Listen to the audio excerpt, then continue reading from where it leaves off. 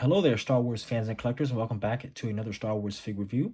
Today we'll be taking a look at the Power of the Force 2, Darth Vader from A New Hope. This is a later version of Vader. Well, let me rephrase that. This version came out later on in the Power of the Force 2 line, and this particular figure was released during the late 90s with the Phantom Menace figures, because Phantom Menace was the newest film at the time, and therefore they made Phantom Menace figures. And the novelty was each figure came with a Commtech chip, and you could buy the Commtech reader to, have your figures talk. And obviously that was so common with the Phantom Menace figures. And because these figures were released around the same time as the Phantom Menace figures, they too came with Commtech chips.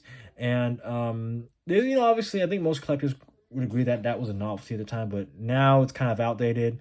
I wasn't alive back then, but I do have the Commtech reader somewhere, and I believe I reviewed that in my older video. So if you get a chance to scroll down, you find it, check it out. Obviously, when you tap the Commtech reader, you take the Commtech chip and you place it above the Commtech reader, and it you hear a recording of the character's voice. They say a piece of dialogue from the film. But even then, it sounds like crap. It doesn't sound too accurate. Obviously, like, again, it's outdated, so it's really just a thing of the past. But it was a novelty at the time, and I think it was a neat idea for that time.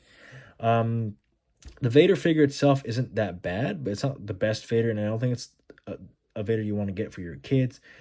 And the reason why I say that, because this isn't a very action-oriented version of Darth Vader.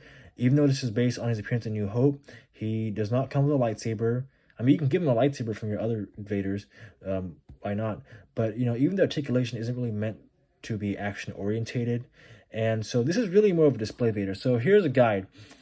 Collectors, only buy this Vader if you want to display this Vader, like in your office or in your desk or whatever, right? This, and for the adults who are watching this, don't buy this for your kids, grandkids, niece, nephew, excuse me, or any of your friends' kids, or any kid in general, because this isn't the best Vader to play with. And if any kids are watching this, I'm just gonna repeat the same thing. Unless you like this version of Vader and you want to buy it, then that's up to you. But like I said, for kids, kids who are watching this is not the best Vader you're gonna be happy with, unless you really like this version and want it. But again, this isn't an action-oriented version of Vader, so it's just more of a statue,